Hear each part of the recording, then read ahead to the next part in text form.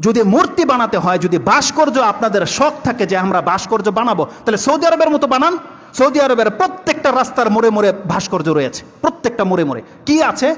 সমুদ্রের নিচে যত উন্নত মানের ডিজাইনের কিছু আপনার অ্যাকুরিয়ামে রাখা যায় এমন কিছু উদ্ভিদ তারা ভাস্কর্য করে রেখে দিয়েছে, আপনি করেন। এমনকি আপনাকে আল্লাহর পক্ষ থেকে অনুমতি দেওয়া হয়েছে যে আপনি কিসের ভাস্কর্য বানাতে পারেন।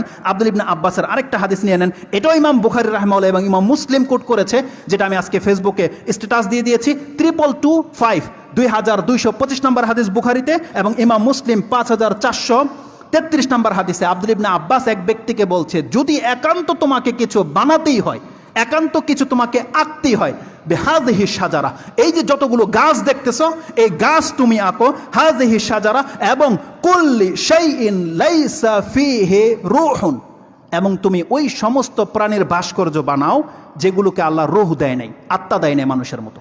পাখি, ঘোড়া, গাধা, ভাগ, মানুষ, এগুলো বানানো যাবে না যেগুলোর প্রাণ দেয়নি আল্লাহ। গাছেরও প্রাণ আছে কিন্তু আমাদের মতো রূহ চলাফেরার মতো দেয়নি।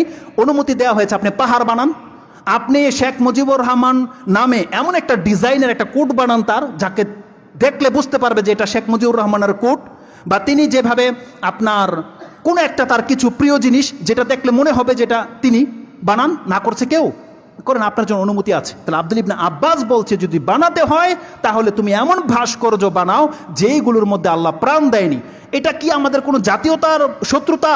বরং আমরা চাই আল্লাহ সুবহানাহু ওয়া তাআলা কিয়ামতের মাঠে আপনাকে মাফ করে দিক। কারণ এই হাদিসে যে কথাটা বলা আছে, কোনো ব্যক্তি যদি কোনো মূর্তি বানায়, কোনো ব্যক্তি যদি কোনো মানুষের ছবি আর্ট করে হুবহু, কাল কিয়ামতের মাঠে ওকে আল্লাহ ততক্ষণ পর্যন্ত শাস্তি দিতে থাকবে যতক্ষণ পর্যন্ত ও এটার মধ্যে রুহু ফুঁকে দিতে না পারবে।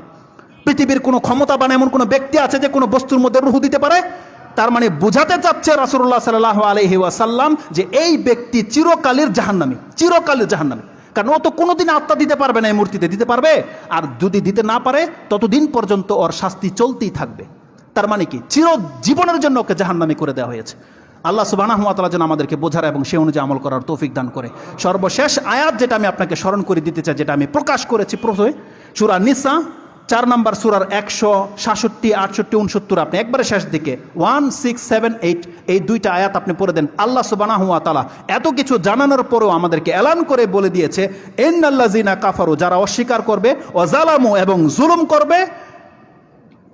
আল্লাহ সুবহানাহু ওয়া তাআলা এত দয়াবান হওয়া সত্ত্বেও তিনি বলছেন সুবহানাল্লাহ, যালামু লাম ইয়াকুনিল্লাহু লিয়াগফিরা লাহুম, আল্লাহ এমন নন যে আল্লাহ তাদেরকে ক্ষমা করে দেবে।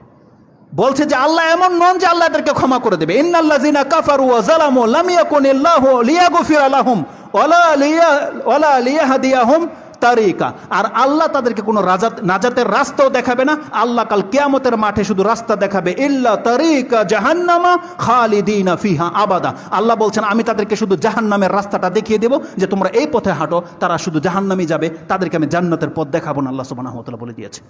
অতএব আল্লাহ সুবহানাহু ওয়া তাআলার কাছে ইব্রাহিম আলাইহিস সালাম যে দোয়া করেছিল, আমি আমার জন্য এবং আপনারা প্রত্যেকে নিজের জন্য এবং পরিবারের জন্য সেই দোয়া করেন, জুনুবনি ও বানিয়া আন্না আবুদাল আসনাম, আল্লাহ তুমি আমাকে এবং আমাদের সন্তান এবং সন্তানের সন্তানদেরকে আল্লাহ তুমি পুতুল পূজা থেকে বাঁচিয়ে রাখো। আল্লাহ আমাদের পরিবারগুলোকে তুমি এই সমস্ত পুতুল, ছবি, মূর্তি থেকে তুমি হেফাজত করো। যেভাবে পুরো জাতি গুমরা হয়ে গেছে, আল্লাহ তুমি আমাদেরকে ঈমান দিয়েছো, এই ঈমান তুমি আমাদেরকে শিরিক দ্বারা নষ্ট করে দিও না। আল্লাহ তোমার পক্ষ থেকে তুমি আমাদেরকে সাবেত কদম রাখার তৌফিক দান করো এবং তুমি আমাদের ঈমানকে বাঁচিয়ে রাখো। আল্লাহ তোমার কাছে আমরা আশ্রয় চাচ্ছি। আল্লাহ সুবহানাহু ওয়া তাআলা যেন আমাদের এই কথাগুলোকে কবুল করে নেয় এবং আমাদের এই জাতিদের নেতৃস্থানীয় ব্যক্তিদেরকে যেন আল্লাহ সুবহানাহু ওয়া তাআলা হেদায়েত করে, তাদেরকে যেন মুসলমান ঘরের জন্ম হয়েও আল্লাহ যেন তাদেরকে গুমরাহিতে ঠেলে না দেয়, তারা যেন নাস্তিক না হয়ে মরে যায়, আমরা তাদের কাছ থেকে দাবি করব, দোয়া করি তাদের জন্য। আল্লাহ তুমি তাদেরকে মুসলিম হয়ে মৃত্যুবরণ করার তৌফিক দান করো এবং আমাদেরকে তুমি এমন নেতা দান করো আল্লাহ, যারা তোমার পথে আমাদেরকে ডাকবে এবং তোমার পথে টিকে থাকতে আমাদেরকে সাহায্য করবে। ইয়া রাব্বাল আলামিন, সুবহান রাব্বিকা রাব্বিল ইজ্জাতি আম্মা ইয়াসিফুন ওয়া সালামুন আলাল মুরসালিন, আলহামদুলিল্লাহি রাব্বিল আলামিন। আসসালামু আলাইকুম ওয়া রাহমাতুল্লাহি ওয়া বারাকাতুহু।